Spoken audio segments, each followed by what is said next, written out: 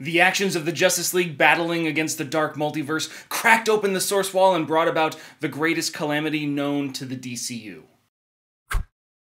What's up, everybody? I'm Stan, and welcome to Detail Comics, where we go over comics in detail. This is an IRA review, a show where I go over a comic book, its story, its art, give you my impressions, and let you know whether it's something you should go back to the comic book shop for or not. Make sure you subscribe to get more of these every single week. The book that I want to talk about right now is No Justice #1 from Scott Snyder, James Tynion IV, Joshua Williamson, and art by Francis Manapul. And what this does is it takes the events of DC's Dark Knight's Metal, gives them actual conclusions and repercussions that expand into the greater DCU and create this long, expanding arc that is going to be dealing with one of the greatest threats known to the DC universe. But let's dive in and see exactly what that means. DC's Dark Knight's Metal fought off Barbatos, but ended up cracking the source wall, the very barrier between the known DC universe and what lies outside. And No Justice begins with the idea of how large a concept that is, how detrimental it is to the rest of the DCU. As we see the 3,600 different lanterns from all different sectors of space collecting at the source wall, they have patched everything over to prevent this energy from outside of the DC universe from leaking in and causing even more havoc. But that doesn't really stop there. As we get past this beautiful Francis Manapul splash page where we see the source wall, everybody embedded in it, the cracks, the Green Lantern constructs that are holding everything together, we go to a bunch of different forced panel pages where we see the Suicide Squad, the Titans, the Teen Titans. These are the heroes that have kind of taken place in Dark Knight's Metal and a little bit beyond that. They're the teams that are meant to defend Earth from all different kinds of threats, either terrestrial or beyond. And who are they fighting? The Justice League knows that it's Brainiac, and they're all fighting him at the same time, and everybody seems to be losing. Even with Superman coming and cracking him across the side of the face, we see that all the Justice League members are starting to slip out of the grasp of Brainiac. His skull ship isn't necessarily being able to contain them, but that isn't the real story. As he contacts with Kal-El and starts showing him the mental imagery, he sees that the Titans have fallen. The Suicide Squad is no more. The Teen Titans, the children, they are powerless against the forces of Brainiac. But Brainiac isn't here to gloat. He isn't here to take over Earth. He's here for the heroes and to show people what they can be. And as the skull ship smashes into the ground, capturing the rest of the Justice League, and then Kal-El kind of fades from consciousness, we wake up and we see Beast Boy in the form of a bear. Harley Quinn is there, and everybody's in all kinds of different clothing, but there's Zatanna, there's Starfire. All these different heroes, these members of these teams, have made their way onto Brainiac's ship somehow, and somebody kind of creepily changed the clothing for everybody, but that's not necessarily what we're here for. There's a moment here where we have a lot of exposition, which is really talking about exactly what's going on and how we're going to be dealing with this situation. You know, what the Teen Titans would do, what the Titans would do, what Zatanna would do, how this magic isn't necessarily working, how Harley Quinn's reflecting fondly on how the Suicide Squad would just blow the door open. But they do escape and they find their way through Brainiac's ship. And that's when we come into contact with Dr. Fate, Martian Manhunter, Atom, Raven, and Robin. And they're standing there and there's a little bit of conflict. There's a touch of ego that's really coming from Damian Wayne, but the real key is that Brainiac has been informing the Justice League of exactly what's going on. He holds the lasso of truth. He tells them that this is the greatest threat to the universe. He just needs to illustrate exactly what's going on. And while others might be skeptical, particularly Robin, it's all about the Omega Titans. These Omega Titans are these giant celestial beings, these four brothers that are from the pillars of creation, cosmic entities that wield all kinds of power regarding four different energies. You've got entropy, wisdom, wonder, and mystery. And they have spread out and planted seeds across the universe, growing and cultivating different worlds based on their powers, their power sets. And what their goal was that at one point in time to come back and consume all of these worlds to reabsorb the energy that has been cultivated. And with the breaking of the source wall, what that did is it called out. This dying universe was ready to be harvested. It was ripe for the taking. It created a kind of threat beyond the level of the Omega Titans without this energy. And that is why Brainiac brought them together. While he easily dismantled every single piece of the Titans, the Suicide Squad, the Teen Titans, and the Justice League, he knows that they can be better. So he's done the math, he's run the calculations, and while the heroes are looking around, they see that maybe they've got 2 members or 3 members or 5 members on their team.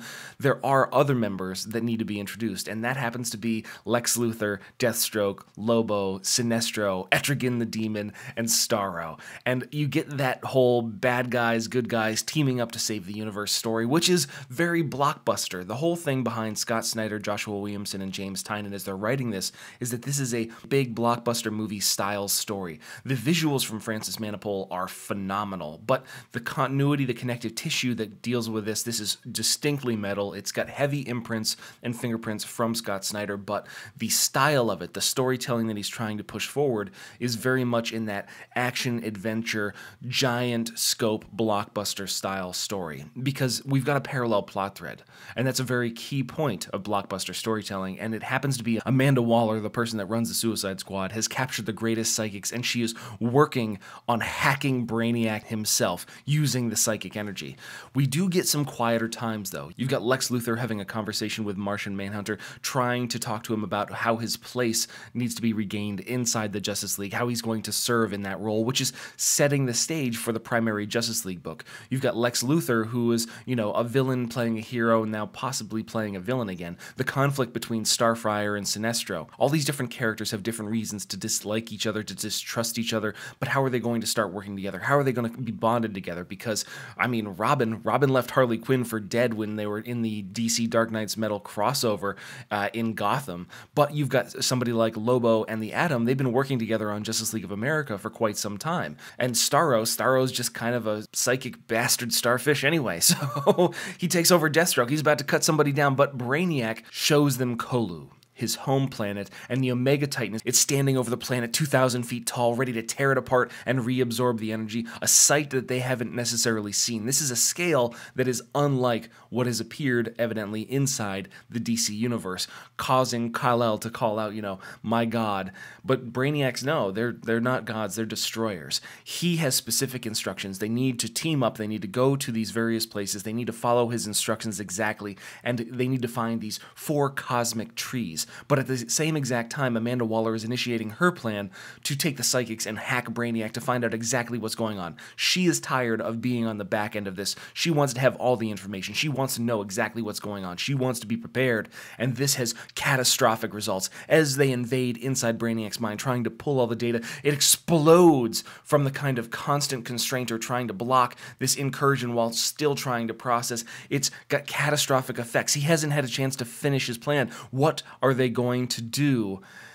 And that is where we're going to end the first issue of No Justice. There is an information screen where you actually see a little bit more about the Omega Titans and exactly what's going on with them, since they're a relatively new introduction into the DCU, but it's not necessarily something that I'm going to go over right here. But what I like about No Justice is that it takes what was the DC Dark Knight's Metal event, and it creates real consequences that are impacting the entirety of the DC universe.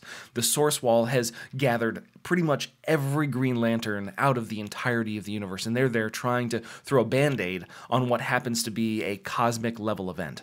And then you've got the Collection, Brainiac, one of the greatest villains in Superman's history. He has brought together all the greatest heroes to try and combat these cosmic beings that are already inside the universe, that are taking extreme measures in order to try and combat the Source Wall break themselves. They don't necessarily know a better way than to actually just reabsorb all the energy they can and be ready for the conflict that's coming. One thing is for sure, Francis Manapul does a phenomenal job when it comes to the art, and the storytelling seems to be a really cohesive kind of move forward. While this is just a bridge into the Justice League storyline, it shows that Scott Snyder has a passion for where this is going. It might not necessarily be for everybody, but it is something that could be very, very entertaining if you just want to kind of invest a little bit in it. So I'm excited to see where No Justice goes and how it sets up the Justice League storyline, how it might change the way that everything else is set up. We already know that we're going to get rebooted teams that come out of the other side of this for the Titans, the Teen Titans. The Suicide Squad might not change much, but the Justice League, you got Justice League Dark, Justice League Odyssey. So those are big impact pieces for the real Justice League universe. But I want to know what you guys think too, so hit me up in the comments down below and we can start that conversation. As always, if you like what you see, hit the like button. Don't forget to subscribe to get more news, reviews, and commentary on comic books, comic book movies, comic book TV shows and games, and anything and everything inside the world of comics.